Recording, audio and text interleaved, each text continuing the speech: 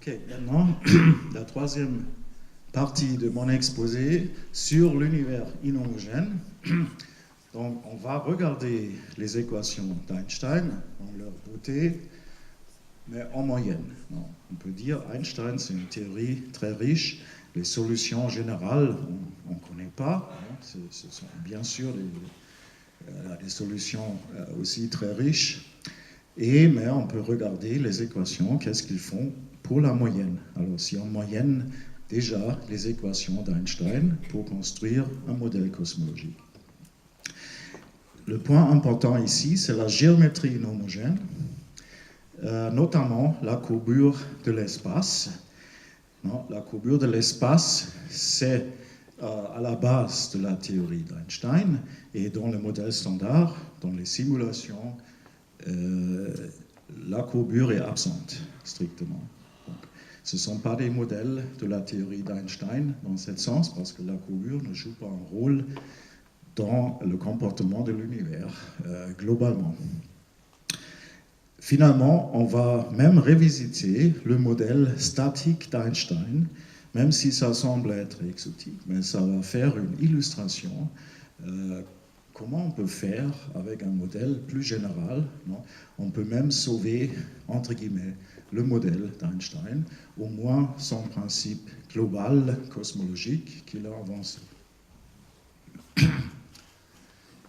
Voilà, les énigmes noires, je pense, l'origine du problème, il y a deux origines que je vois, du point de vue d'un modèle plus physique. Alors, le modèle standard est une solution homogène, isotrope.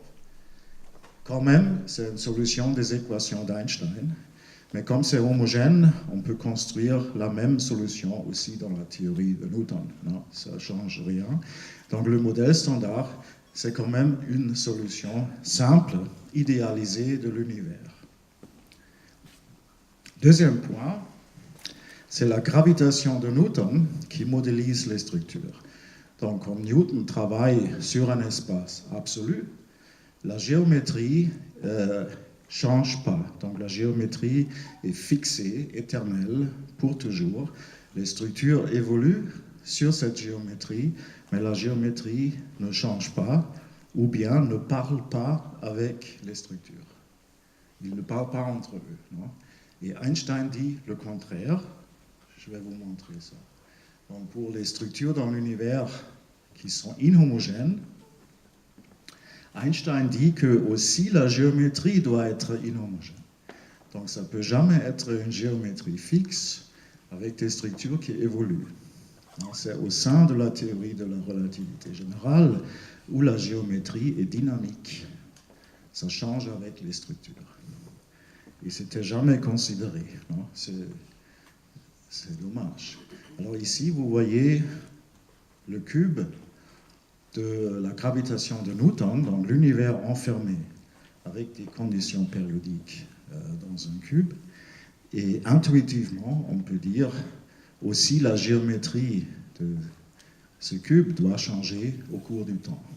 Ça, c'est juste une intuition. Non? C'est la courbure de l'espace qui est illustrée ici pour motiver un peu ce que je voudrais dire. Donc, si on voudrait se débarrasser finalement des énigmes noires, je propose juste un retour vers les idées originales d'Einstein. Qu'est-ce qu'Einstein a vraiment dit avec sa théorie? Et tout ce que je dis, c'est vraiment seulement une généralisation du modèle cosmologique. Et je peux juste abandonner une idéalisation, une approximation. Et j'arrive à une cosmologie, et j'espère c'est une cosmologie plus physique qui prend en compte tous les aspects de la théorie d'Einstein, notamment la géométrie inhomogène. Donc ça, c'est le plan. Et maintenant, je vous rappelle du problème du modèle standard avec ses sources noires. Et je fais à côté, symboliquement, les équations d'Einstein.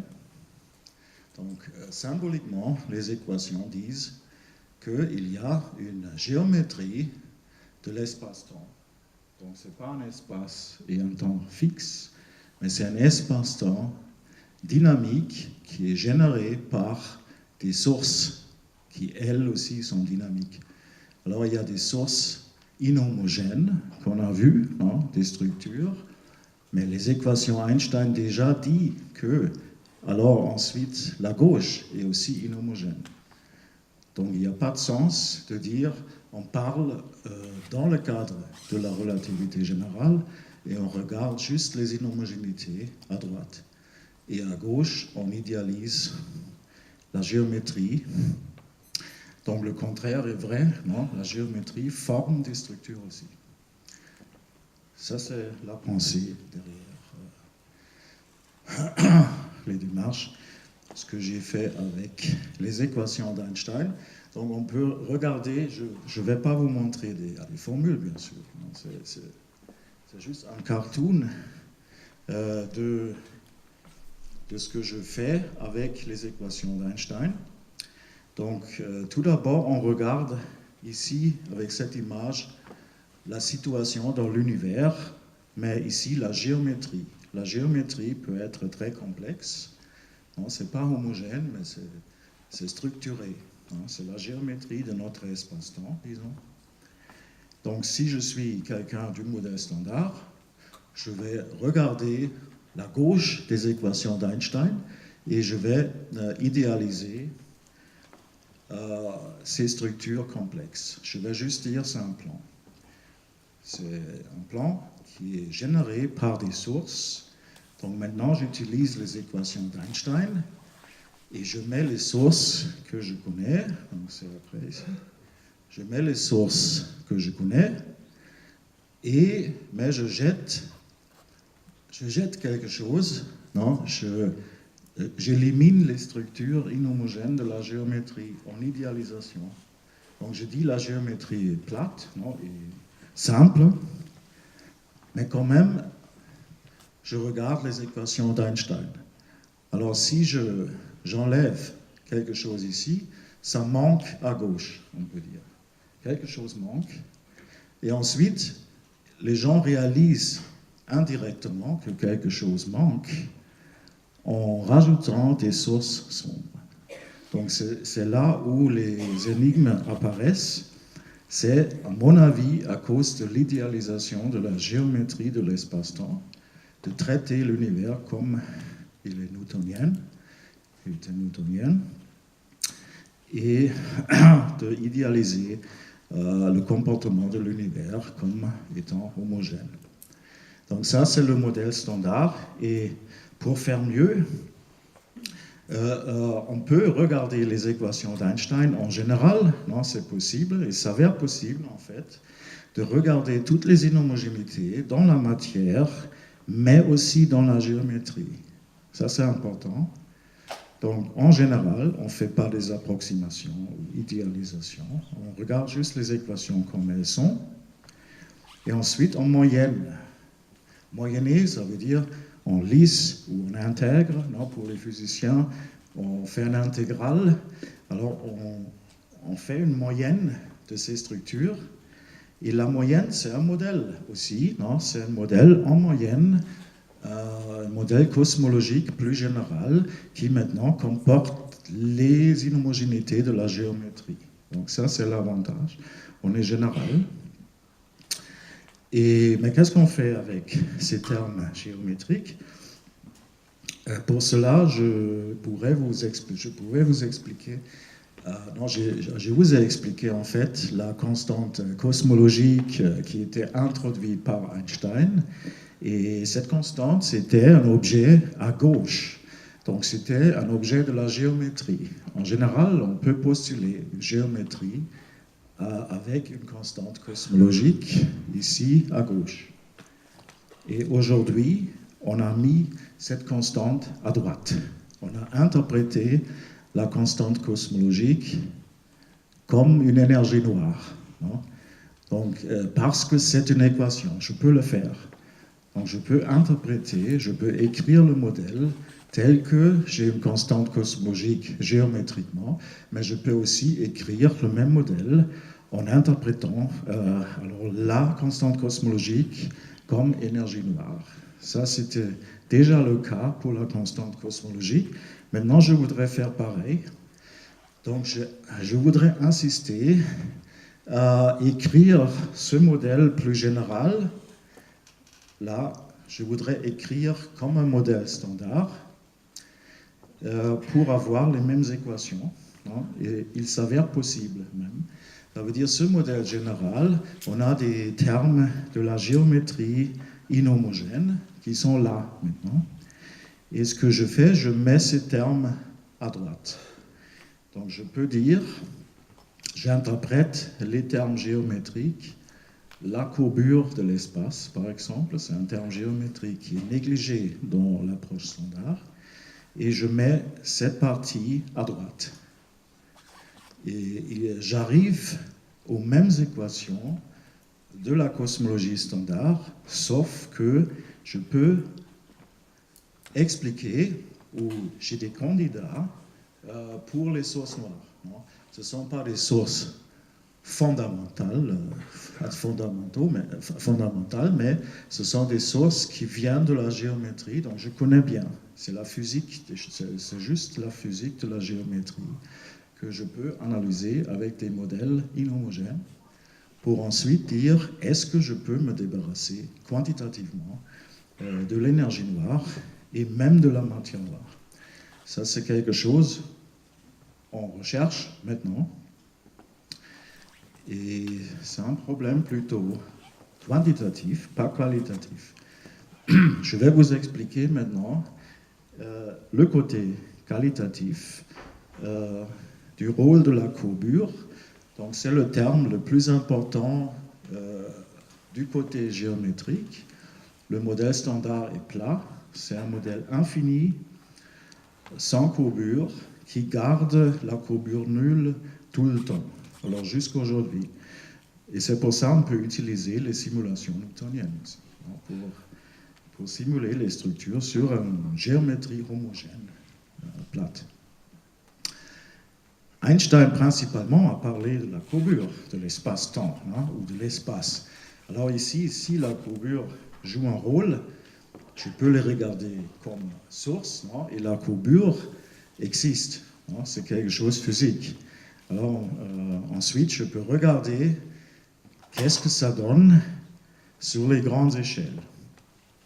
Et alors ici, une subtilité, c'est que si on moyenne les équations d'Einstein, ça dépend de l'échelle où je moyenne.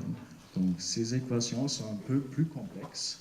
Ce n'est pas un modèle homogène, non, sur toutes les échelles pareilles, mais ça dépend de l'échelle où je regarde. Alors je peux regarder, et c'est la seule équation que je voudrais vous montrer, non, c'est facile à comprendre, il ne faut pas avoir peur ici. Donc c'est une équation qui vient de la théorie d'Einstein, c'est une contrainte qui donne le bilan d'énergie, le bilan énergétique dans l'univers, en général. Et avec ce bilan, ce que j'ai fait, j'ai moyenné ce bilan. Alors ce que vous voyez ici, c'est un joueur qui est la courbure de l'espace. La courbure, c'est très inhomogène, c'est très inhomogène, mais après, j'ai moyenné, c'est une fonction homogène. Donc c'est quelque chose homogène comme dans le modèle standard, mais ça vient du Moyen-Âge. Alors j'ai activement moyenné la distribution de courbure dans l'espace. Donc le GE, ça veut dire je moyenne sur une grande échelle, sur l'échelle de l'univers, globalement peut-être. Là, j'ai gardé la fameuse constante cosmologique quand même, qui a été introduite par Einstein, a priori. Ça peut être que la constante cosmologique, c'est l'énergie du vide, on ne sait pas. On peut le garder dans le bilan énergétique. Ensuite, ce qu'on a, ce sont des sources. La densité de la matière, par exemple. La densité est distribuée de manière très inhomogène aussi, comme la ligne jaune vous montre. Donc aujourd'hui, c'est très inhomogène, mais je peux moyenner la densité. Donc je trouve la moyenne non, ici sur une grande échelle, encore une fois. Et le dernier terme, c'est l'expansion de l'univers. Alors aussi, l'expansion est inhomogène dans l'univers réel. L'expansion n'est pas globalement sur toutes les échelles la même chose. Donc sur les grandes échelles, je fais la moyenne sur la distribution de l'expansion dans l'univers pour trouver une expansion globale, non, sur une échelle très grande. Alors, ce bilan énergétique est intéressant parce qu'il est général tout d'abord et ensuite très robuste, non, dans un sens mathématique, par exemple, comment on peut partager l'espace-temps en espace et temps. Cette équation est très robuste. Alors, ce que je regarde ici, c'est la situation aux très grandes échelles, où je sais, où je vous ai montré que l'univers est dominé par des vides. Donc, déjà, en moyenne, la densité est faible, mais si je fais des structures très inhomogènes et je fais une moyenne par rapport à la volume, par rapport au volume, là, je trouve une densité qui est négligeable dans le bilan énergétique aujourd'hui. Donc c'est là où j'enlève ce terme de densité. Hein, et dans tous les modèles on a construit, c'est vrai, donc la courbure domine la densité, mais l'expansion est aussi importante sur les grandes échelles. Alors ce que je peux faire, c'est d'essayer de me débarrasser de l'énergie noire, qui est la constante cosmologique, comme modèle le plus simple, non, pour l'énergie noire. Et là, je trouve le résultat. Le résultat dit, sur les grandes échelles, la cosmologie physique de la relativité générale me dit que la moyenne de la courbure est négative. Et c'est ici, dans cette image, j'ai une ligne verte. Non? Donc je commence avec une courbure nulle, par exemple, au temps du fond diffus cosmologique. Il y a des contraintes du satellite Planck qui donnent aussi des contraintes sur la courbure. Donc là, je peux dire la courbure est très faible, voire nulle. Non? Mais ensuite, il y a une évolution de la géométrie qui est interdite dans le modèle standard, mais dans un modèle général, l'évolution de la courbure montre que aujourd'hui, la courbure est donnée par l'expansion de l'univers et est négative. Alors, selon ces modèles, nous vivons dans un univers avec une courbure négative. Et la courbure, c'est aussi une partie énergétique, on peut dire, dans le bilan des énergies. Donc, je peux prendre la courbure étant la géométrie à droite des équations d'Einstein comme une énergie. Et là, avec cette interprétation, la courbure devient l'énergie noire. Donc, une courbure négative travaille exactement comme une constante cosmologique. Donc, ça remplace l'énergie noire et c'est juste la courbure. Non? Ça, c'est l'idée sur les très grandes échelles que, en effet, on peut dire l'énergie noire existe. Non, c'est pas mystérieux, ça c'est mystérieux, mais ça existe, en fait, en termes de la courbure. La courbure est sombre, non, on ne voit pas la courbure de l'univers directement, mais nous avons déjà proposé de regarder les données d'Euclide, par exemple, pour mesurer la courbure de l'univers. Alors c'est possible de mesurer si la courbure est négative ou bien zéro, comme le modèle standard le dit.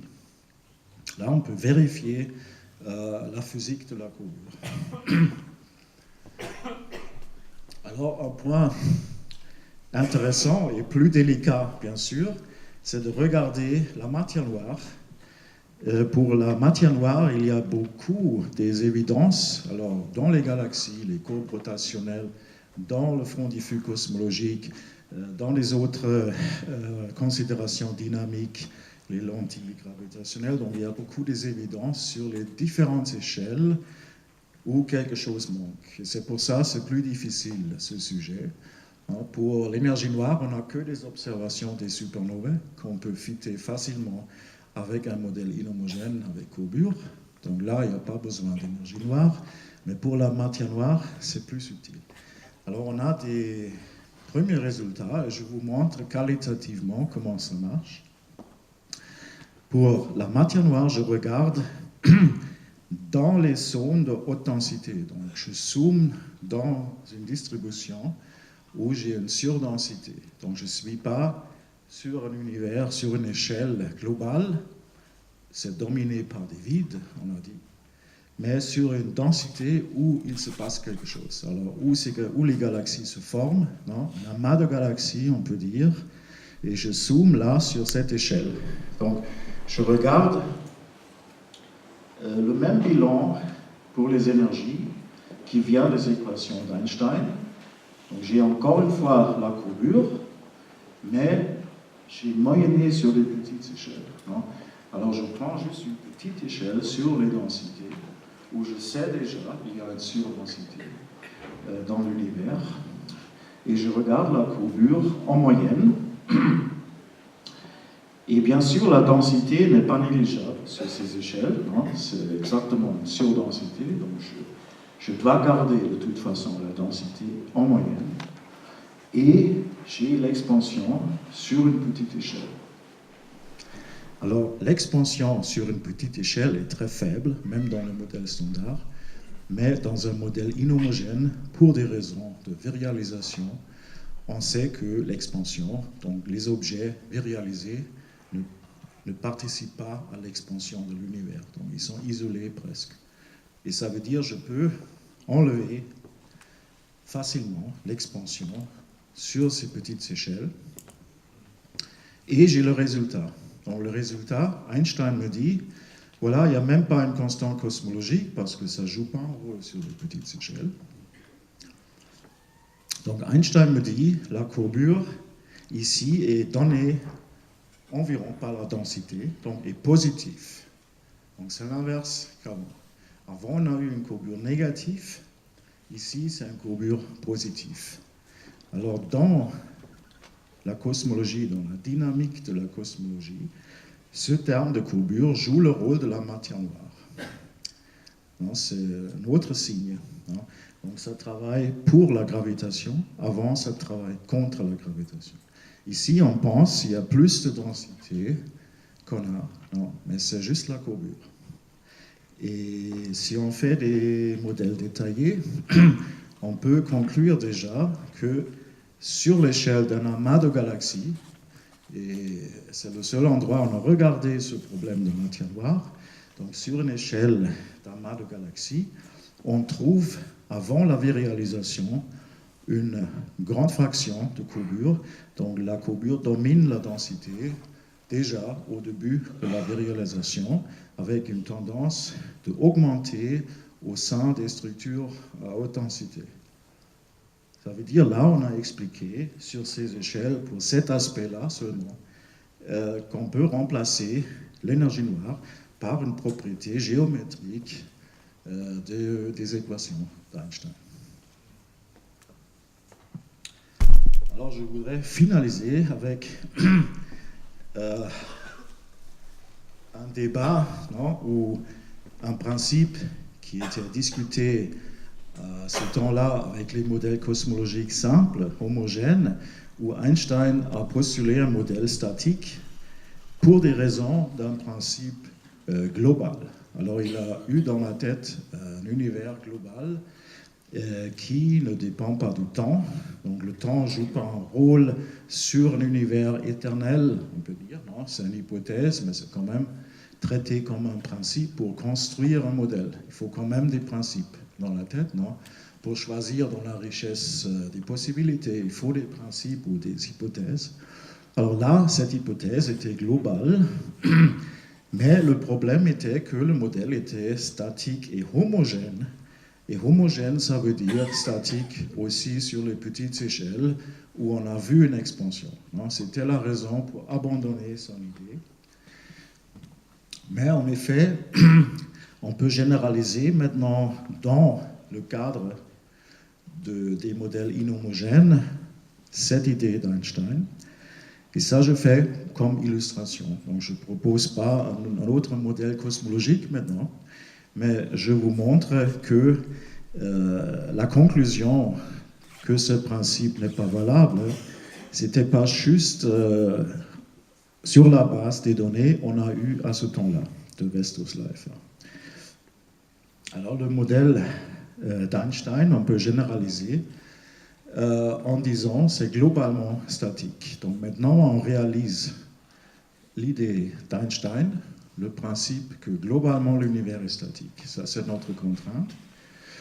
Et ensuite, on regarde la moyenne d'un univers inhomogène. Et l'hypothèse qu'Einstein a dû faire, c'est de dire que la densité est en équilibre avec cette constante cosmologique qu'il a introduite. C'est un équilibre entre densité qui est dans l'univers, densité de la matière, et une constante miraculeuse de énergie noire, aujourd'hui. Et c'est un équilibre entre les deux. Pour la moyenne d'un univers inhomogène, c'est plus riche. Parce qu'on a un équilibre, un modèle statique qui fait que la densité de la matière en moyenne, donc c'est la même chose, est équilibrée avec une constante cosmologique, mais aussi avec les inhomogénéités en moyenne. Donc c'est quelque chose qui reste après la moyenne. Non, on a des fluctuations aussi. Et les fluctuations en moyenne, ça donne un terme qui peut équilibrer la matière, comme donc la moyenne de la matière, comme un théorème viriel global. On peut imaginer ça. Alors pour se débarrasser de lambda maintenant, il faut juste construire un modèle qui fait un équilibre global entre la moyenne et les fluctuations de la matière. Donc c'est aussi une hypothèse plus physique que de penser qu'il y a une constante qui est en équilibre avec quelque chose qui change avec l'échelle. Donc, ce n'est pas très physique. Non. Ici, on n'a rien contre, en principe, de postuler un équilibre global. Et c'est ce qu'on trouve. C'est un univers que je vais comparer avec la Terre. Donc, la Terre, si je parle du modèle standard de la Terre est une sphère idéale. Donc c'est l'idéalisation dont j'ai parlé toujours. C'est si je décris la Terre comme une sphère, sans structure. En réalité, la Terre a des structures. Il y a des océans, des continents. Et ici, je montre le géoïde. Non, le géoïde, c'est la surface avec la même gravitation. Donc, sous les océans, on a moins de masse dans la Terre, donc la gravitation est plus faible. C'est pour ça qu'on a ici une région sous-dense, on peut dire, si je fais l'analogie avec l'univers. Mais il y a aussi des régions surdenses, les continents. Et tout cela, je peux réaliser avec un équilibre global entre la densité et les fluctuations. Donc, je réalise avec ce modèle l'idée d'Einstein d'une part, globalement, mais localement, on a des régions en expansion et en fait aussi en accélération. Donc, c'est un modèle qui travaille sans énergie noire, qui explique les données dans le sens que je peux même prendre le modèle standard sur cette région.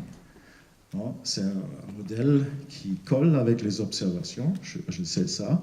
Donc je mets ce modèle là-dedans et je calcule avec les paramètres observés les propriétés du modèle global. Et je trouve que le modèle est environ 50 fois plus grand que notre univers observable. Donc le point intéressant que je voudrais vous montrer, c'est que les limites d'un principe cosmologique. Alors, le principe cosmologique dit, moi j'ai un univers observable, donc c'est régional dans un univers plus grand. Et je postule que je vois partout une expansion. Donc, c'est une expansion observée dans mon univers régional, on peut dire, non, observable en principe. Mais je postule que, selon le principe cosmologique, un autre observateur doit trouver la même chose. Et vous voyez, ce n'est pas nécessairement le cas. Non? La Terre ne va pas obéir à un tel principe. Et un autre aspect, c'est que l'univers du modèle standard est plat. Non? Donc on va conclure, je vois que la courbure est très faible sur l'horizon de mon univers, et je fais la conclusion que tout l'univers a une courbure nulle et plate. Donc c'est comme je dis, la Terre est plate. Ça veut dire, en réalité, non, la courbure est dominante dans la Terre, et régionalement, la courbure est très faible. Donc ça, c'est possible. Alors un dernier point sur l'espace de ce modèle, et c'est lié à la courbure. Donc il faut penser que c'est vraiment une révolution faite par Riemann de parler de la courbure d'un espace. Et si on regarde les philosophes ou aussi les physiciens à ce temps-là, ils ont été tracassés beaucoup par un univers fini, hein, parce que tout le monde a pensé à un espace newtonien, un espace qui est plat. Alors c'est cette figure-là, hein, vous voyez, c'est cette figure-là, où par exemple Giordano Bruno, juste comme exemple, il a écrit un grand livre sur l'impossibilité d'un espace fini, non, parce qu'on a pensé, si l'espace est fini, on va tomber hors espace quelque part, il y a des bords. Non? Et comme ces bords ne peuvent pas exister, l'univers ou l'espace doit être infini. C'était la conclusion de beaucoup de gens. Et le modèle standard d'aujourd'hui, c'est infini. Donc ça va résoudre ce problème parce que l'univers du modèle standard est aussi plat. Donc c'est le même espace. Alors le moment j'ai introduit des bords, j'ai ce problème. Et le problème n'existe pas dans le modèle d'Einstein parce que c'est un modèle avec courbure positive. Donc c'est l'espace dit sphérique, non, où on n'a pas un bord. Ça veut dire que je peux voyager dans cet espace et j'ai jamais du bord. C'est un espace tridimensionnel avec deux centres, comme le pôle nord et sud sur la Terre. Non? La Terre est un exemple deux-dimensionnel. Ici, c'est un espace trois-dimensionnel et aussi un espace sans bord avec un volume fini. C'est important, le volume est fini, mais il n'y a pas de bords. Et ceci est possible avec la géométrie de Riemann. Et cette géométrie est à la base des équations de la relativité générale. Donc c'est bien la courbure qui donne ces idées plus riches, non, de la compréhension de notre espace-temps, de notre espace. Pas penser toujours à un espace plat. Non, et il y a aussi des autres possibilités. Et Einstein a parlé de la beauté de cet espace sphérique, non, parce que le volume est fini. Il y a beaucoup de problèmes, il a avancé, qui ne sont pas là dans cet espace. Et c'est une autre raison pour préférer son modèle statique ou le modèle d'Eddington, parce que c'est un espace fermé sur lui-même, non, un espace fini en volume. Petit résumé de cette troisième partie. Donc, j'ai regardé la moyenne des équations d'Einstein en général, et on peut trouver des termes supplémentaires au modèle standard, bien sûr, non, parce que le modèle standard simplifie les choses, néglige la courbure, par exemple, les inhomogénéités de la géométrie en général. Et ces termes supplémentaires, on peut interpréter comme des sources, non, qui donnent ensuite une explication au moins qualitative des sources noires. Donc pour l'énergie noire, on est presque sûr qu'on a des modèles, on a trouvé beaucoup, alors beaucoup des chercheurs ont des modèles très similaires. Donc on discute vraiment des petits détails, mais on peut expliquer l'énergie noire, à mon avis. Pour la matière noire, c'est plus difficile. On a un modèle qui fait ce qu'on veut, mais ce n'est pas peut-être assez général sur toutes les échelles. Là, je suis prudent. Donc la géométrie inhomogène, c'est ça ce qui est important. C'est la courbure de l'espace en moyenne. Sur les grandes échelles, on trouve, par des hypothèses simples, on trouve une courbure négative. Donc aujourd'hui, notre univers a un espace courbure négative sur les échelles de l'univers observable, selon ces modèles. Et pour les petites structures, on trouve en revanche une courbure positive qui remplace une partie de matière, une grande partie de la matière de notre modèle, donc qui peut jouer dans les équations le rôle de la matière noire. Ça veut dire le même effet joue ici, mais ça change le signe. Si je suis sur une petite échelle, j'ai un effet plutôt à la matière noire, et sur les grandes échelles, ça pousse les choses contre la gravitation, ça travaille comme une énergie noire. Et on a visité le modèle d'Einstein pour dire, c'est un exemple pour voir la richesse des modèles inhomogènes. On peut même sauver l'idée d'Einstein, un modèle statique. A priori, pour faire un modèle alternatif cosmologique, bien sûr, il faut tester toutes les observations sur ce modèle, et je n'ai pas fait ça. Donc c'est difficile. Donc pour finaliser, les perspectives on a, c'est plutôt, comme j'ai dit, l'énergie noire, c'est pour nous la courbure négative en moyenne, mais pas pour beaucoup de gens en cosmologie. Il y a la plupart des chercheurs qui sont sceptiques, qui ne comprennent pas exactement la physique de la relativité générale. Et là, c'est beaucoup de travail de convaincre les gens.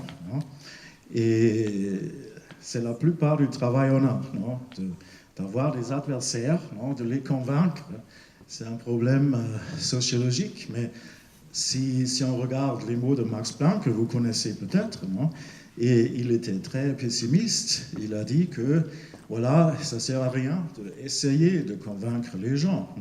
C'est juste la science qui avance en enterrement à la fois, et ça veut dire qu'il faut attendre une nouvelle vérité scientifique. Ne triomphe pas en convainquant les adversaires, mais plutôt parce que ces adversaires finissent par mourir. Donc ça c'est brutal, mais on peut dire il a raison. Dans un certain sens, on a vraiment un mur devant nous pour convaincre les gens d'une physique très transparente, très logique. Et voilà. Donc cette nouvelle génération qui va aborder ces idées, c'est un exemple dans notre groupe ERC. Il y a ces jeunes qui vont porter ces idées en avant, qui vont travailler pendant les 4 ans qui viennent sur ces idées en faisant les choses quantitatives, pas seulement qualitatives, en comparé avec les observations à venir. Donc c'est très intéressant de travailler avec ces gens-là. Et si cet exposé vous est intéressé, j'ai écrit un chapitre dans chaque de ces ouvrages sur les modèles inhomogènes. Donc le premier en anglais, le deuxième en français, avec aussi des philosophes et des cosmologistes connus. Et voilà. Merci de votre attention. Alors.